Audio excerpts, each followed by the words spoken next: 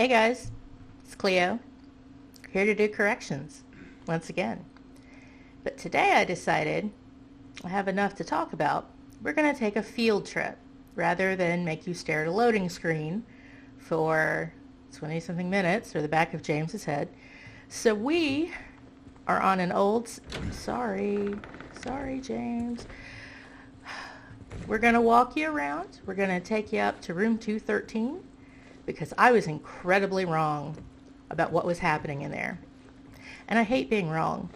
Not in a pride kind of way. Like, I'll admit I'm wrong all the time. Sorry. That's not the problem. I hate misinforming people. I hate being the reason people think the wrong thing. Or something incorrect, rather. Where are we? So, this is why I correct myself early and often. It's not pride, it's a sense of responsibility. Okay, also, I woke up with a cold yesterday. So if I sound a little stuffy, that's why, but also I'm not smart today, so I'm going to try not to sniff and snurf all over the place. I apparently caught Ian's cold. If you watched his stream last week, which is interesting considering we've never met in person. Apparently email is a contagion vector now, which, you know, somebody calls Shakespeare, because I guess there's something new under the sun after all. But honey, where are we going? The wrong direction. That's where we're going.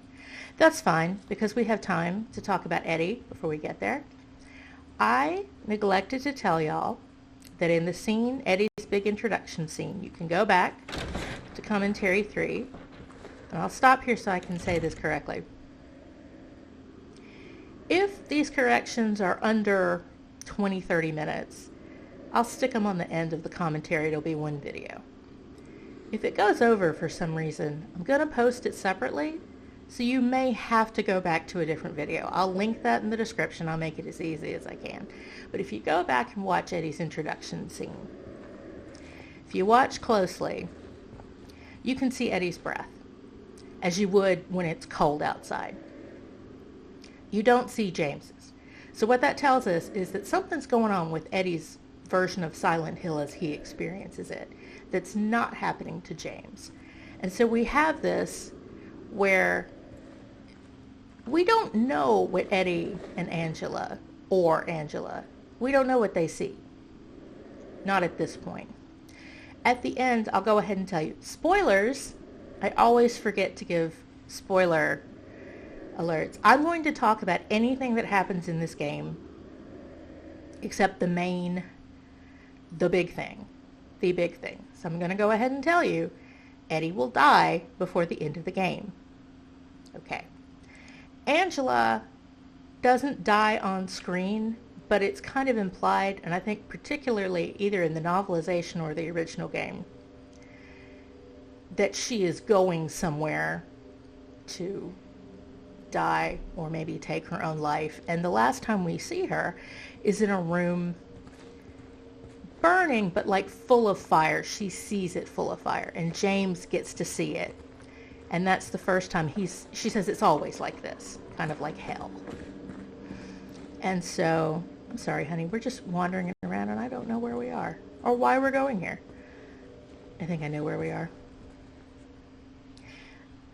And the last time we see Eddie, it's in a refrigerated meat locker.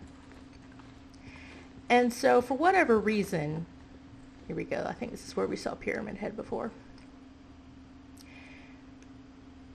The way these three characters see Silent Hill, the features that they see, relate to their final scenes, the scenes of their deaths, perhaps.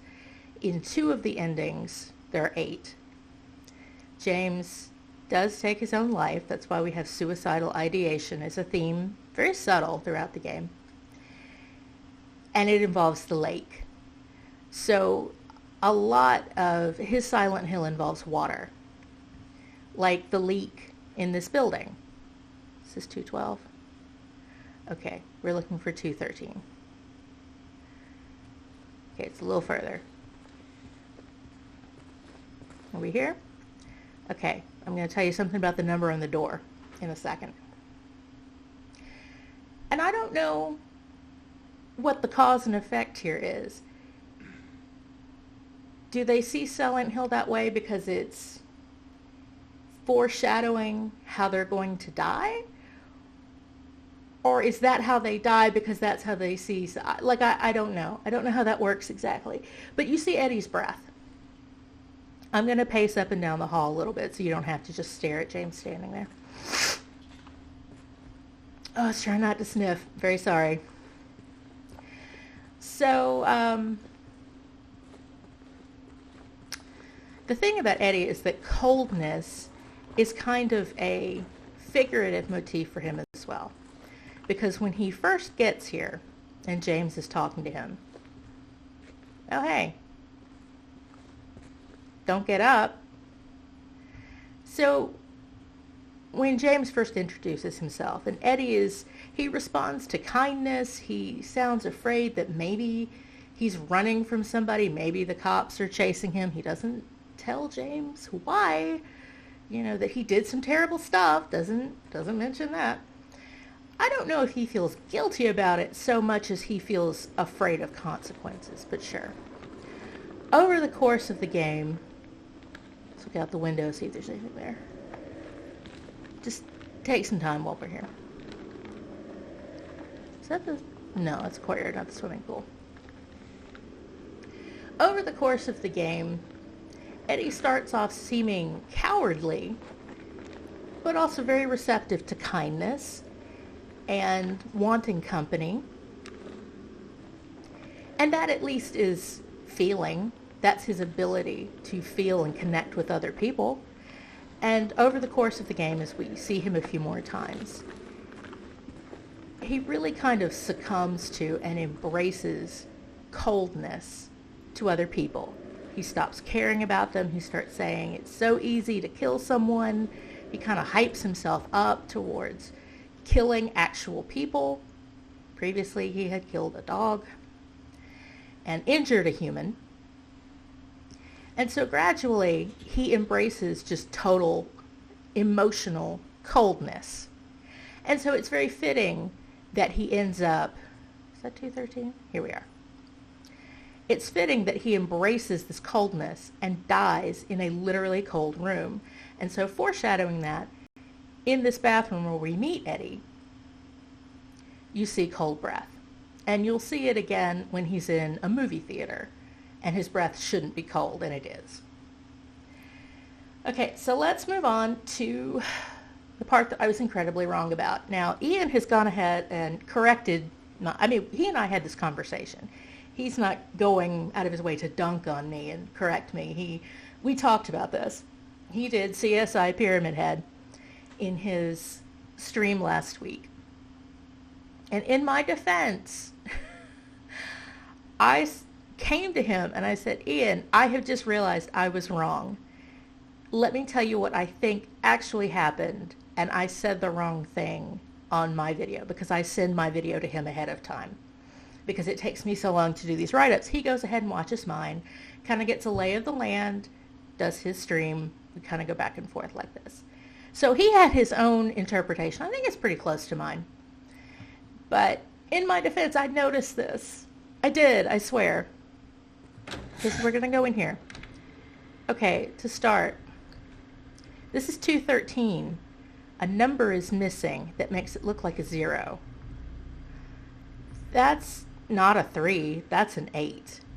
It kind of is made to look like a backwards 3. It's not. 208.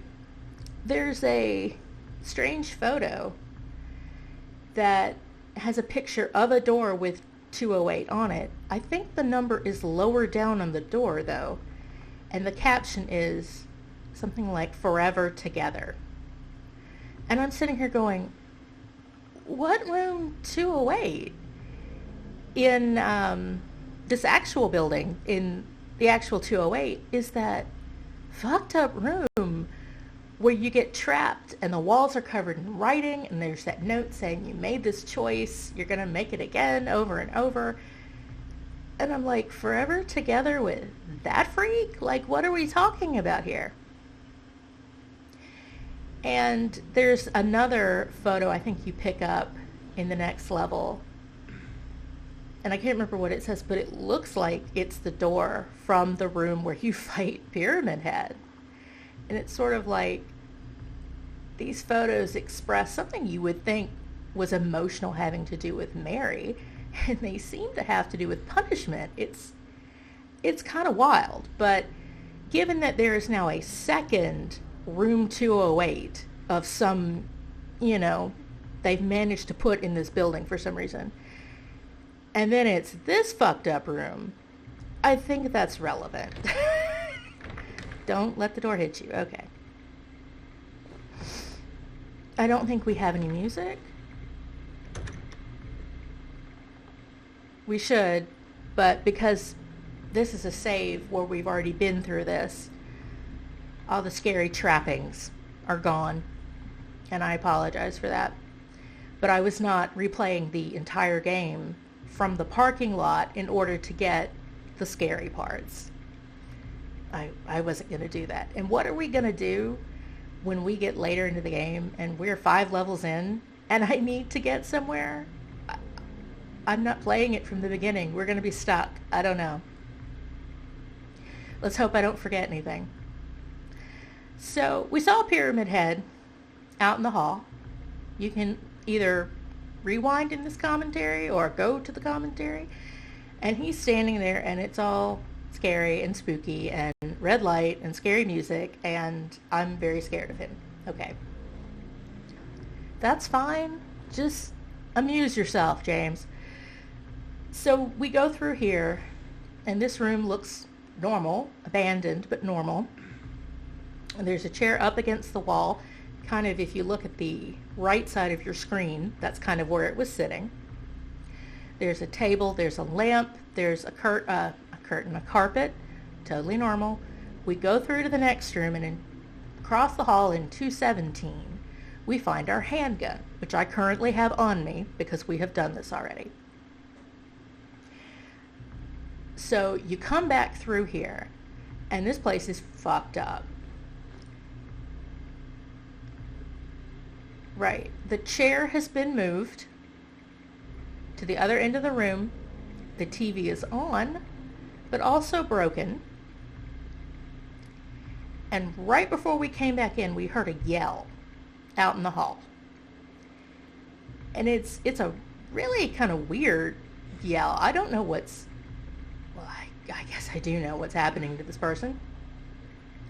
I don't know who, in a production sense, yelled. I don't know who they got to do that. Someone random. I don't know if they, hit Luke Roberts with a Nerf bat, got him to make this weird yell, but somebody did it. And James, the player character right in front of us, looks around in alarm.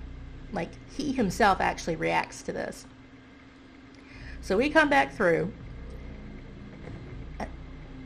There's the music. Okay. On his stream, Ian talks about the tones that you're hearing and how Akira Yamaoka, in doing the soundtrack, most likely took a sample that was more like da da da da and slowed it down so that it was more like da da da da, and it stretches out the actual quality of the note. It gives it this different texture. It's really alarming. And so Ian talks about how you can do this with samples. He gets his keyboard out and he shows us, and he has I think a YouTube video of someone playing a sample that he shows. And that's what seems so uncanny about this. So we come in, and I'm gonna, let's back up. Again, I gave more of a content warning for this in the commentary. There is a bloody body in the chair. It is covered with a cloth. which implies that whatever is underneath is fucked up. If it's soaked through the cloth with that much blood, it's bad. I don't think we're going to have a repeat of the cinematic, but you see James kind of approach it in this, I hate to say it's beautiful, but the use of light and shadow in this room is incredible. Almost like a kind of blue-toned chiaroscuro. It's almost painterly in some ways. And so we have this cinematic of James kind of reaching over, like maybe he's going to remove the cloth and he just can't quite bring himself to. Yeah, he's a hero now. Okay. So I'm warning you, this is disturbing, but they're not going to show anything really graphic. Sorry. Okay, so here's where we went through, out in the hall, heard a yell. And what I said was, to me, it looked like whoever this was pulled his chair up in front of the TV, watched the TV, much as will happen towards the end of the game when James finally finds out he's forgotten what it was he did. He finds out what it was he did. That's the one thing I'm not talking about. And he has this crushing moment of truth. And he doesn't harm himself in any way at that point. But this looked to me kind of like a previous James, a time loop James, had pulled up this chair in front of this TV in a very similar tableau to what happens in the hotel. He had watched it. He had maybe shot the TV and then maybe shot himself and couldn't live with what he saw. When I was reviewing the video to do my write-up, suddenly I noticed, I pointed out the drag marks on the floor. I noticed that they're in blood, which means that this guy was already bleeding in the chair when it was still against the wall. He was dead before he got to that TV. It couldn't have been suicide at that point, or he couldn't have dragged the chair himself. And that yell, I don't know why that yell didn't occur to me. If you go back and listen to it, that's not a suicide kind of yell. There was a lot of surprise in it. It was a very strange yell. And so it seems to me more that Pyramid Head came in. I don't recall him having a weapon with him, so I can't tell you whether he used the great knife or a spear that he uses at the end of the game. The head of this person is so bloody, I don't know, slashed him, speared him in the face. I don't know what must have happened. But it looks then like Pyramid Head, as a punisher, did this, pushed the chair up to the TV. I guess he broke it. I don't know. Who knows? And this is sort of a message to our James, I think. Either foreshadowing, maybe a warning of saying, you are going to go to this hotel. You are going to find this tape. You are going to learn the truth, or else. And it may kill you emotionally. It may kill your delusions. It may kill this psychogenic amnesia you have that won't let you face what you did. But this is what's going to happen. And if you don't do it for yourself, I'm going to do it.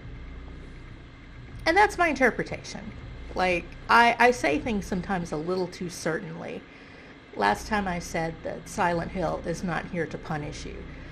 What I meant was, in the framework of the interpretation, that's what I was saying. Silent Hill fandom is 20 years old, and I don't want it to come kick my ass. So if you ever hear me speak in absolutes like that, please know that I'm just saying in the framework of this theory, That's what I mean. Let's look. Okay, if you'll see. Okay, so he's covered upper body with a cloth. Nothing we could really identify him through. No face, no jacket. But the jeans and the boots are James. This is the James character model. Sorry, I'm stuffy. I feel like my voice is coming out very, I'm not enunciating clearly because I have this stuffy nose. So, and again, there's more than one explanation for why this might be the James character model. Oh, you're a big guy now, huh? You don't care. Okay. It could be that this is a time loop James. And because this is relevant to something James does later, I think that is the strongest interpretation. But there's also that idea that James can't see anything in his Silent Hill that didn't come from his own psyche. Unless it's another person who's as real as he is, like Eddie and Angela. When he's in a room with Eddie and there are dead bodies around in the prison, they all look like James. And so you could sit there and say, maybe Eddie is angry at James. He does seem to be at some point. And he is mentally taking out his anger on these multiple Jameses. Or it could be that Eddie is shooting the person in his mind that he has so much anger against.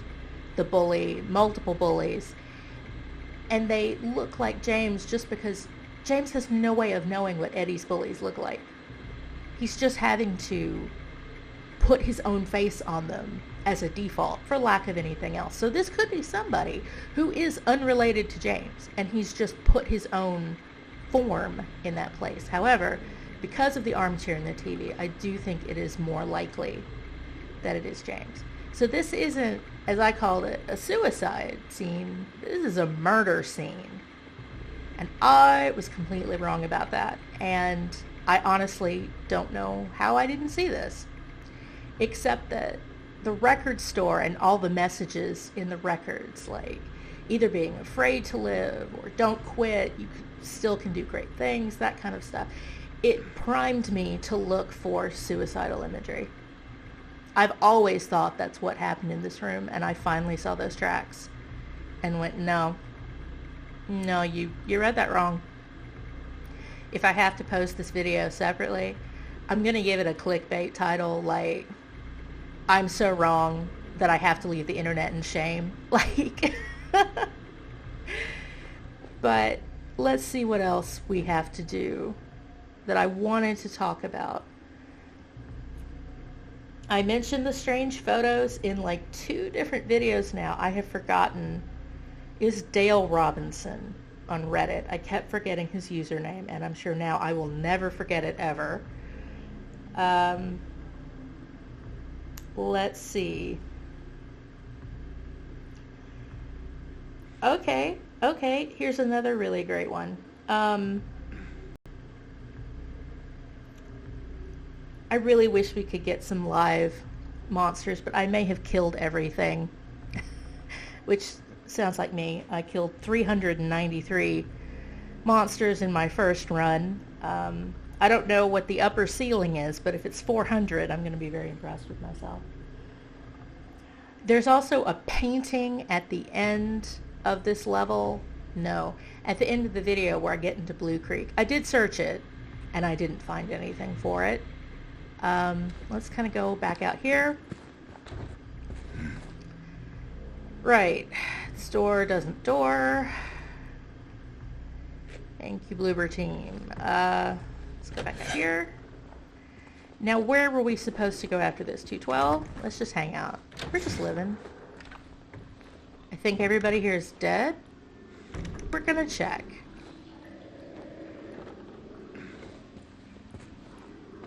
Not the frame rate!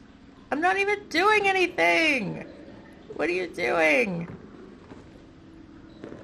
I'd really like to find a mannequin to make a point, but I probably won't. What I was thinking was, at the end of the third commentary video, frame rate. Don't do this to me. I neglected to mention that the scene where James hides in the closet is a giant homage to David Lynch's Blue Velvet.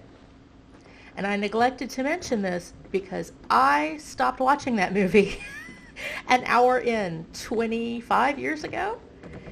I was so freaked out just by the tension. Nothing disturbing was even happening at that point, but it was midnight. I was in the dark. I was like 20 years old, and it just scared the fuck out of me. The content, I could handle it, but the Lynchian tension, if you've watched David Lynch movies, you know what I'm talking about. I couldn't handle it, and I just bailed. And so to this day, I didn't remember it well enough to catch how obvious an homage that scene is. Okay, maybe we can find a mannequin in here. Okay, so here's what I wanted to talk about. I said something extremely weird when I said something about, you can clip through the floor. That's fine. Oh boy, that looks weird. I said something extremely weird. I saw a plaid shirt and I said, I used to wear that in the late 90s when I was a teenager. I had a collection of plaid shirts. I said, no, I didn't know I was bi at the time. Didn't figure that out for years. Even though I was practically a softball lesbian, which is a trope, you know. And I didn't supply the context that I was a plaid-wearing, softball-playing, Melissa Etheridge and Katie Lang fan who didn't date, much less boys. And in retrospect, my sister thought I was gay. She thought I was. She thought I knew. I had no idea until my 30s. I'm living in Alabama. And not only is it, kind of homophobic around here, but it's also something people just didn't talk about. I don't know. It's just, sometimes this happens when women realize some things later in life about themselves, and that's what happened to me. And so it is ironic, looking back, that I was kind of a stereotype, and it still didn't click for me. I just kind of thought I was really bad at being straight. I don't know. This is kind of a touchy topic, and if I say something unideal, I'm sorry in advance. I'm doing my best. So in saying this very weird thing that seemed to have nothing to do with anything, not only do I sound like I don't know the difference between being bisexual and a lesbian, or a stereotype, it sounds like I don't know the difference between any of these things. And so I sat and thought, okay, number one, I have to apologize for this because I have anxiety and I'm sure I offended someone and I'm very sorry I was that awkward. And then I thought, but why did you say it in the first place? What compelled you to say this? And I realized that just before that, I had been talking about how the enemies, the mannequins in particular, make these weird little cooing, sighing, giggling sounds, especially when you kill them. It's very disturbing. And how it's to remind us and James, maybe they have more humanity than we were willing to admit. Because the first time he kills a lying figure, he says, whatever it was, it's not human. Almost like he's reassuring himself, I can kill it because it's not human. But also to kind of remind us that they are kind of born from this, I think the novelization says they're born from lust. So it actually does kind of connect this idea of James has whatever fantasies while his wife is sick, terminally ill. And I think he feels very ashamed of them. In retrospect, he feels very ashamed. And that's why they come back to confront him. They are distractions, they are delusions. But my argument also was that, this is why I'm sitting here parked over one looking at it. They kind of have some strange lingerie going. The lying figures kind of have their asses hanging out. I don't know. That's a new sentence. And so they're wearing kind of fetish wear, strange lingerie. When you walk in on a mannequin, sometimes they're in this really funny little coy pose with kind of a hip cocked. I think it's both incredibly charming and so disturbing. And I love that they put these two ideas together. And Takayoshi Sato had said, and I quote this in the write-up, that they tried to mix erotic essence with a death scene or a monster to make it more disturbing. So it's partly just the technique of horror they're going for, in addition to whatever is in James's head that's projected out. So it's two different things. But what I was saying was that, these monsters are so grimy and aggressive, and they don't feel sexy to me. They don't feel like they're meant to titillate you in the moment. They're sexualized. They have markers of sexuality, let's say that. Like, again, the weird things they're wearing, the poses, the giggles, they have markers of sexuality while being really off-putting. And so in the second video, I kind of said that I was the B in the LGBTQ, meaning I'm bi. And sort of as a person attracted to women, it's one thing if you're a straight woman and you're like, I wouldn't be attracted to any female being anyway. I don't know. I'm saying I am attracted to women, and I can tell you this is not attractive. I said it like it, for credibility. But what I realized is that at that point, I was aligning myself with James as a person attracted to women who was going around beating them to death. And I know it's not that deep. I know. I'm sure people are watching this going, why are you making such a thing? Why are you making a federal case out of this? Like, it's not that deep. It's survival horror. You beat things to death. It's what you do. It's fine. But this is my first video game. This is the first thing I've played. I'm coming to this from kind of a blank slate perspective of like, yeah, but think about it. And I think this game invites you to think about things like that. It's a very thoughtful game, and I like that it brought this forward. I think it brings a lot of deeper ideas forward for a lot of people, depending on where it kind of touches them. But it did make me think. It was kind of simmering deep down. I hadn't really verbalized it at that point, but I was like, where does that put me in this dynamic of violence against women? Because until that point, I was kind of uncomfortable with it, because I'm like, these monsters have features that I have. Is this violence against, not violence against me, but violence against people like me in some way? But then when you say, now I'm aligned with James, you're like, am I going around beating monsters that are kind of women? Am I doing that? And the thing is, you could say it's in self-defense. Is it? Because I go and chase these things down. I killed 393 monsters the first time I played this. I was terrible at gaming, so I got practice. If you watch the second video, I go out of my way to kill everything on the run to Woodside. I could have run straight past them. And I said, no, I got to do this for the end water ending. I'm going to chase them all down. I didn't have to do that. And I don't have answers to that question. I don't think we need answers. I think the question itself is valuable. When you say, what does it mean that I'm doing this? Is that something I want to consider? And I think it's also important because even knowing what James has done. Oh, what's out there? Oh shit. Okay, well, here we go. See? Here we go. No. Now, how do you feel about that after the discussion we just had? Like, this is why I was hoping we would run into a monster.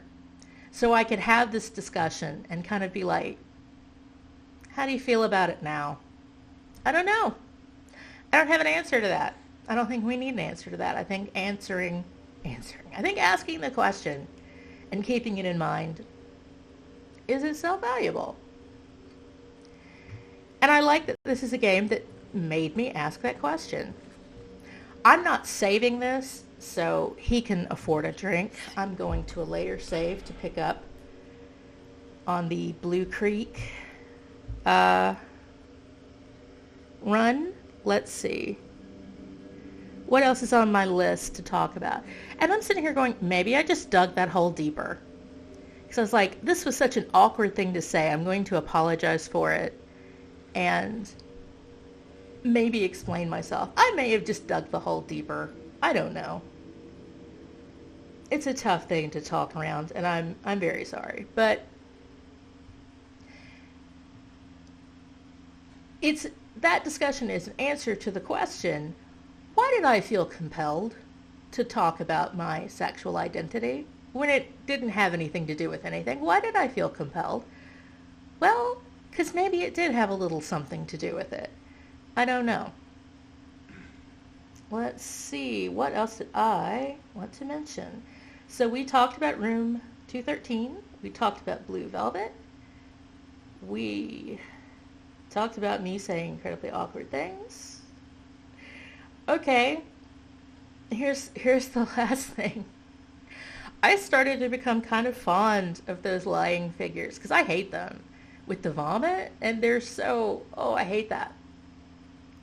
But on this level in Woodside, they kind of do the boogie I talked about. They're not lurching down the road endlessly. They kind of stop in the halls, and they kind of, do this little groove thing. And I think it's hilarious. And that kind of made me feel some affection towards them a little bit. Like you're kind of fond of something, and you're like, oh, that's funny, okay. And then I thought, why would they have the lying figures do that? Something that's kind of funny. Why? Because everything else the lying figures do is threatening in some way to James, lurching at him, headbutting him, slithering around, headbutting him in the knee, the vomit. So why would they do that? Everything else involves that erotic essence in the monstrous of this kind of fetish wear, straitjacket body bag vibe, all of that, the platform heels that I personally think relate to Heaven's Night that we'll go to later. So I thought, well, if it doesn't have to do with threatening violence, does it have to do with the erotic essence? And then I thought, is that supposed to be a parody of pole dancing at Heaven's Night? It might be, which is just even funnier, honestly. But I think that is all. Here we are back where that was. Quick turn. Let's just take a stroll. I think that is all I wanted to correct myself about. Sorry. I'm very sorry.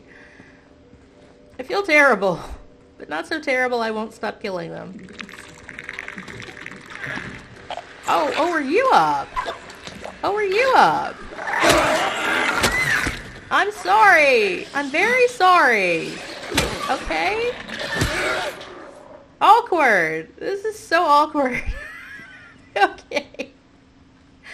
Okay, so, is that the frame rate? We're somewhere. Okay, so I'm going to cut us here before I get into any more trouble. I'm going to take a break, walk around, blow my nose. I'm going to pick back up with Blue Creek, and with any luck, I'll get that recorded today, video 4. See you guys later.